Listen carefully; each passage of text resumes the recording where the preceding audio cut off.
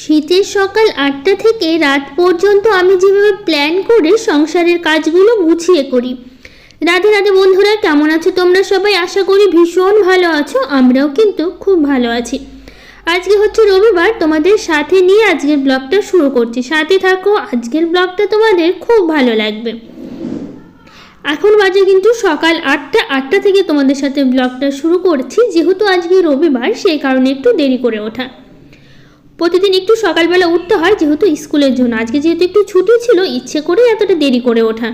আর যা ঠান্ডা পড়েছে তাতে আর সকালবেলা করে উঠতে একদমই মন চায় না, কিন্তু কাজের চাপে সেই সকালবেলা উঠতে হয় সংসারের কাজের জন্য। যেহেতু সকালবেলায় আমার কাজের চাপটা একটু বেশি থাকে, যেহেতু বাবানের স্কুল, বাবানের ব্যাপার অফিস, দুটো আমাকে সামলাতে হয়। মানে ওদের সব কিছু রেডি করা, গোছানো, রান্না খাওয়া, সব কিছু টিফিন থেকে শুরু করে সব কিছুই একা হাতে সামলাতে হয়। সেই জন্য একটু সকাল সকাল ওঠা।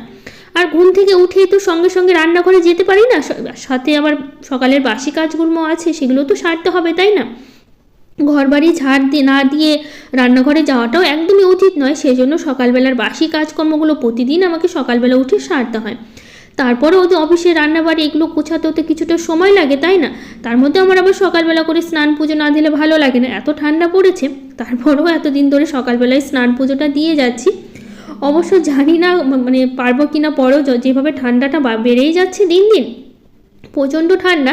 তো দেখি, প্রতিদিন অবশ্য গরম জল করেই স্নান করা হয়, কারণ এই ঠান্ডাতে তো আর ঠান্ডা জল দিয়ে স্নান করা সম্ভব না। গরম জল দিয়েই স্নানটা করতে হবে। তো গরম জল দিয়ে করি, অসুবিধা হচ্ছে না। দেখা যাক যতদিন করতে পারি। তো যাই হোক, আজকে কি করলাম বলো তো? ওই যে কম্বলটা পাতা ছিল বিছানায়, সেটা একটু উল্টে নিলাম। কয়েকদিন ধরে একইভাবে পাতা আছে তো, আর যা ঠান্ডা পড়েছে এখন বিছানার চাদরের উপর মানে বসাই যায় না, প্রচণ্ড ঠান্ডা হয়ে থাকে বিছানার চাদর। এই কম্বলটা পাতার কারণে অনেকটা ঠান্ডা কম লাগে, কিন্তু সেই জন্য এই কম্বলটা পেতে রেখেছি বিছানায়। তাহলে বিছানা চাদর প্রচণ্ড ঠান্ডা হয়ে থাকে। তো যাই হোক, এখন বিছানাটা খুব ভালো করে গুছিয়ে নিলাম। যেহেতু সবাই মানে দেরি করে ওঠার কারণে সবাই কিন্তু ঘুম থেকে উঠে পড়েছি একই সাথে।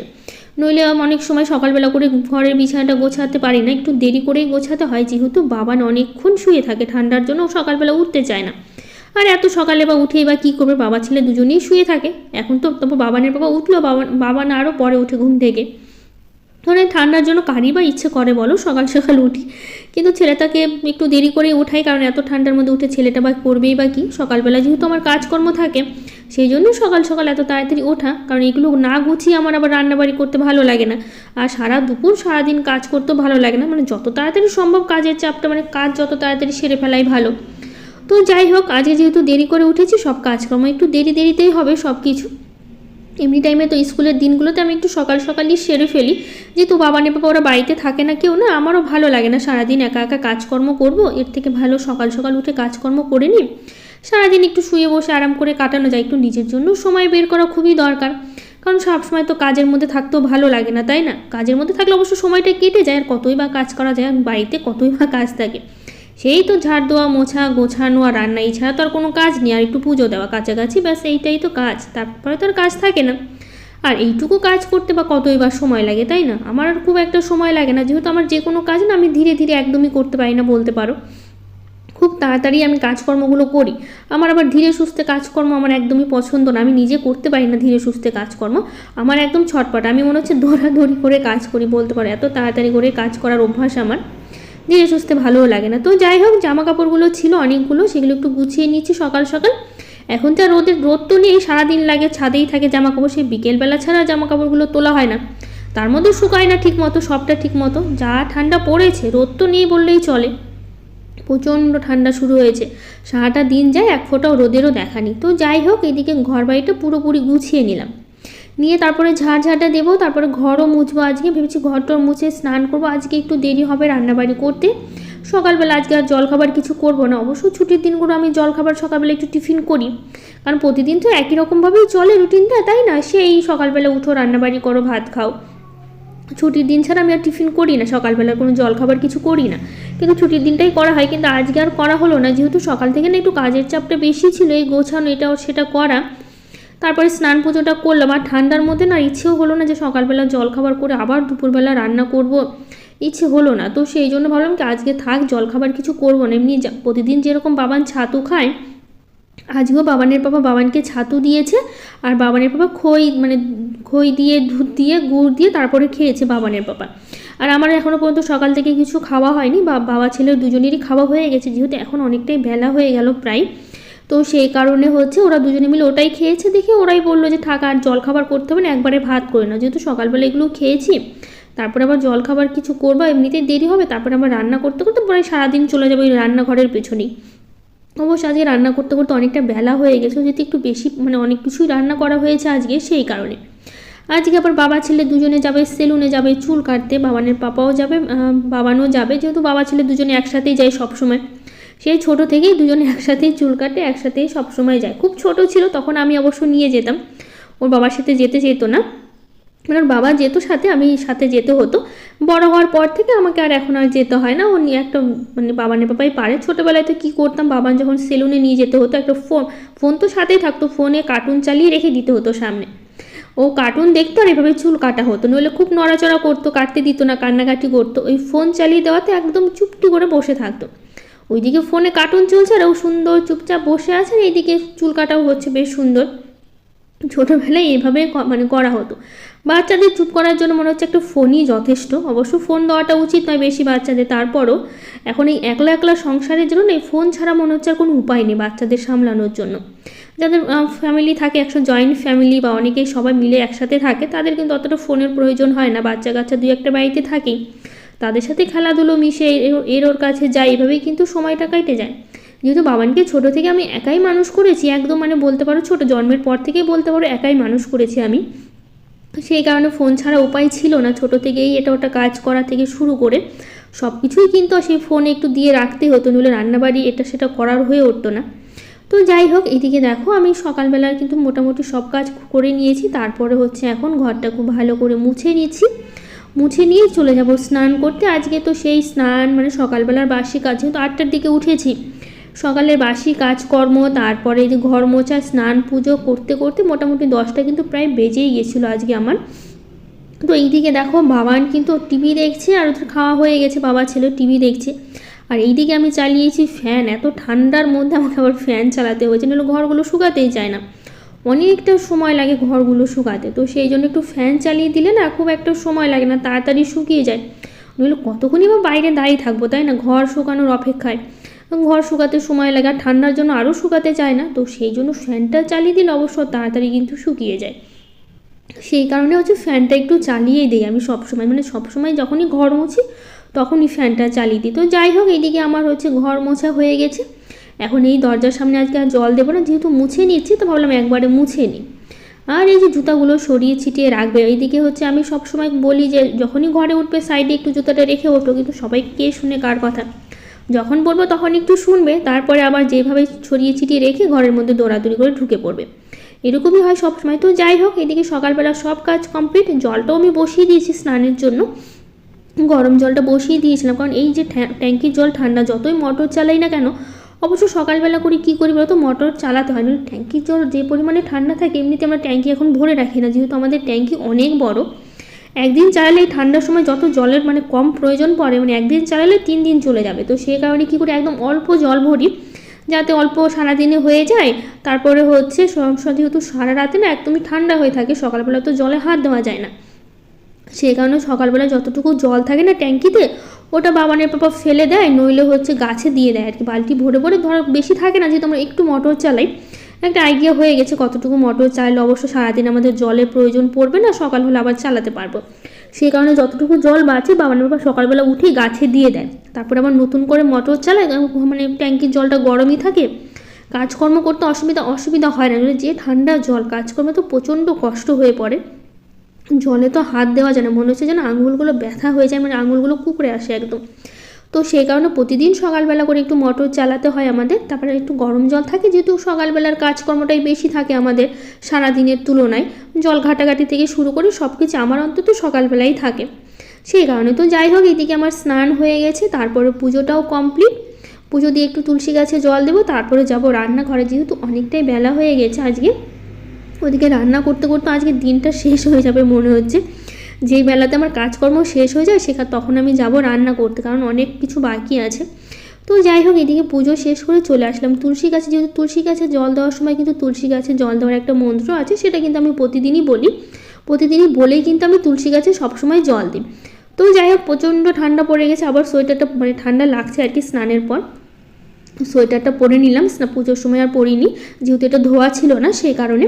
তো যাই হোক, এদিকে হচ্ছে কয়েকটা জামা কাপড় কেচেছি, বেশি না, 2-1টাই ছিল, প্রতিদিনই 2-1টা করে কেচে দিচ্ছি, যেহেতু সেরকম ঠান্ডা মানে রোদ উঠছে না, তো সেই কারণে মোটা সোয়েটারগুলো কাচাই হচ্ছে না। বাবানের পাপার জ্যাকেটগুলো কাচতে চাইছি, শুধুমাত্র রোদের জন্য আমি কাচতে পারছি না, জানো তো, না কাচলে হয় না, তবুও কাচতে পারছি।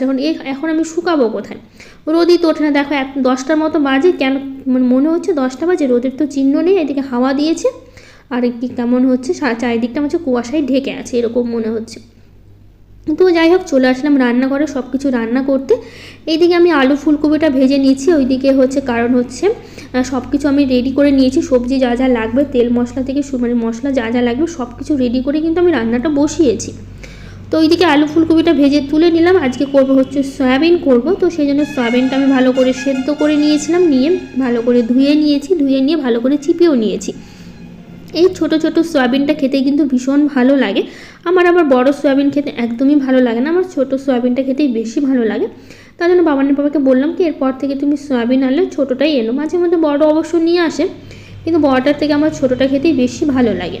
তো সয়াবিনটা কিন্তু ভালো করে ভেজে তুলে নিলাম, তারপরে ছোট ছোট করে আলু কেটে নিয়েছি, আমাদের আবার নতুন আলু এনেছে, নতুন আলু দিয়েই রান্না করছি, যেহেতু এতদিন পুরনো আলুগুলোই খাওয়া হয়েছে, এখন যেহেতু নতুন আলু উঠে গেছে অনেক আগে অবশ্য, কিন্তু আমাদের এতদিন আনেনি, এখন এনেছি। তো নতুন আলু দিয়ে আজকে সয়াবিনটা রান্না করছি। তো যাই হোক, এদিকে সয়াবিনটা ভালো করে হচ্ছে মানে আলু ভেজে তুলে নিয়েছি, তারপরে আলুটা ভেজে এর মধ্যে দিলাম হচ্ছে মশলাটা, সব রকমের মশলা একসাথে আমি পেস্ট করে নিয়েছি, নিয়ে তো ভালো করে দেখো আলুর সাথে ভালো করে মশলাটাও কষিয়ে নিয়েছি, একবারে ফোড়ন দিয়ে দিয়েছি যাতে একবারেই হয়ে যায়। মশলাটা কষানোর পর এর মধ্যে দিয়ে দিলাম হচ্ছে সয়াবিনগুলো, দিয়ে তারপরে ভালো করে কিছুক্ষণ কষিয়ে নেব, কষিয়ে নিয়ে এর মধ্যে দিয়ে দেবো গরম জল। আমি আবার জলটা পাশেই বসিয়ে দিয়েছিলাম জল গরম হওয়ার জন্য, যাতে ঝোলটা তাড়াতাড়ি ফুটে ওঠে সেই কারণে। তো সেই জন্য গরম জলটা দিলাম, দিয়ে কিছুক্ষণ ঢেকে দিয়ে রেখে দেবো। অবশ্য আলু সেদ্ধ হয়ে গেছিলো, কারণ অনেকক্ষণ ভেজেছি, তারপরে সাথে আবার মশলার সাথে কষিয়েছি, তো সেই কারণে একদম হচ্ছে সেদ্ধ হয়ে গেছিলো। তো যাই হোক, একটু বড়া করবো, এখন করবো ধনেপাতা আর হচ্ছে সর্ষে ফুল, তারপর হচ্ছে লঙ্কা দিয়েছি, কালো জিরে, তারপরে হচ্ছে বেসন, লবণ, হলুদ সব কিছু একসাথে দিয়ে বড়াগুলো করব। তো সর্ষে ফুল ছিল, তো ভাবলাম একটু ধনিয়া পাতা এনেছে বাবানের পাপা, তো সেই কারণে ভাবলাম কি একটু ধনিয়া পাতা একসাথে দিয়েই হচ্ছে বড়াগুলো করি, খেতে কিন্তু ভালো লাগবে সেই কারণে। তো যাই হোক, এইদিকে দেখো একসাথে ভালো করে মেখে রেখে দেবো, এদিকে হচ্ছে আমার সয়াবিনটা হলে তারপরে একে একে বড়াগুলো ভেজে নেব।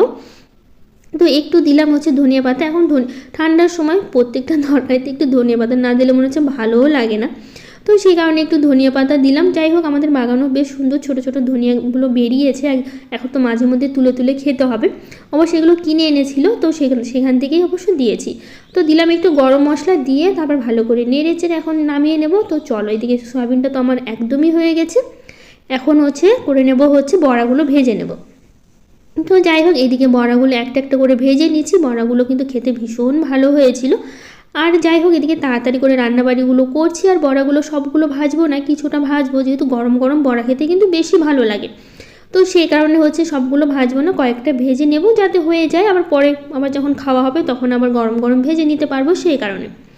তো যাই হোক, এদিকে বড়াগুলো একটু উল্টে পাল্টে নিচ্ছি। তো যাই হোক, এদিকে বড়াগুলো ভাজার সময় বাবানের পাপা আসলো, বলছে কি একটু বেশি করে ভাজো, আমাকে 2-1টা এমনি খাবো, তো সেই জন্য আবার পরে আবার কয়েকটা ভাজতে হল, ভেবেছিলাম এই কটাই হয়ে যাবে, কিন্তু বাবানের পাপাকে আবার 2-4টা দিলাম, তো ওকে যেহেতু বাকি আছে একটু রান্না, তো সেই কারণে ভাবলাম ও একটু খাক, পরে না আর কয়েকটা আবার ভেজে নেবো। তো সেই জন্য এই যে দেখো প্রথমে কয়েকটা বড়া আবার ভেজে তুলে নিলাম, তো হচ্ছে আবার হচ্ছে এখন আর কয়েকটা হচ্ছে বড়াগুলো হচ্ছে আমি দিয়ে দেবো। তো যাই হোক, একটা একটা করে আমি দিয়ে দিচ্ছি, আর কয়েকটা ভেজে নেব, তাহলেই কিন্তু হয়ে যাবে। তো আরও বেগুন ভাজাটা বাকি আছে, আর বাবানের পাপা বললো কি একটু ধনেপাতার চপ করতে, তো ভেবে বললাম আমি যে আমি এর মধ্যে দিয়েছি, তবু বললো যে একটু আলাদা করে ভেজে নাও। তো যাই হোক, এদিকে আবার কয়েকটা শাক ভাজলাম, সেই বথুয়া শাকগুলো মায়ের বাড়ি থেকে এনেছিলাম, এখনও অনেকগুলো আছে, অনেক দিন চলে যাবে। তো আজকে বথুয়া শাকটা রসুন ফোড়ন দিয়ে করেছি, বেগুন দিয়ে করছি না, কারণ বেগুন ভাজা করব সেই কারণে।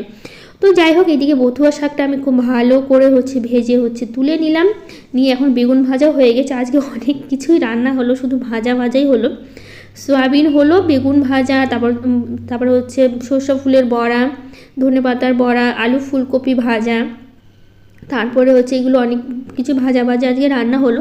সত্যি বলতে আমার ভাজা জিনিস খেতে ভালো লাগে, কিন্তু বাবার বাবা প্রচণ্ড রেগে যায়। আজকে অনেক রকমের ভাজা করেছে, ও তো প্রচণ্ড রেগে গেছে, বলেছে এত রকমের ভাজা কেন করতে হবে, মানে ও একদমই পছন্দ করে না এত তেলের জিনিস ভাজা খেতে, ও সেই জন্য রেগে যায়। কিন্তু আমার আবার একটু ভালো লাগে দেখে আমি করি, কিন্তু যে খেতে বসে প্রচণ্ড রেগে যাচ্ছে, বলছে কী দরকার ছিল এত রকমের ভাজা করতে, শুধু এক রকমের করে নিতা তাহলেই হতো।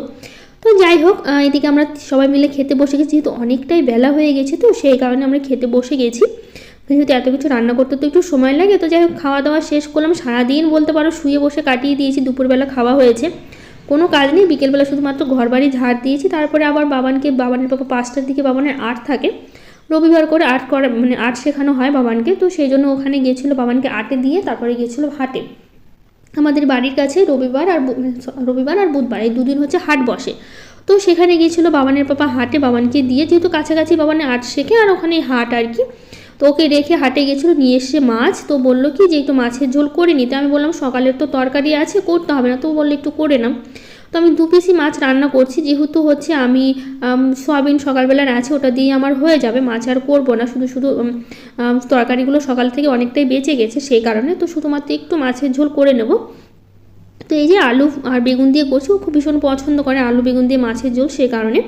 তো যাই হোক এদিকে অল্প একটু ঝোল করেছি, শুধুমাত্র বাবান আর বাবানের পাপা যেহেতু হয়ে যায়, 2টো মাছ দিয়ে করলাম, আমার জন্য একদমই করিনি। তো যাই হোক এদিকে মাছের ঝোল হয়ে যাওয়ার পর রান্নাঘরটা একটু পরিষ্কার করে নিচ্ছি, যেহেতু এটা আমার অভ্যাস বলতে পারো।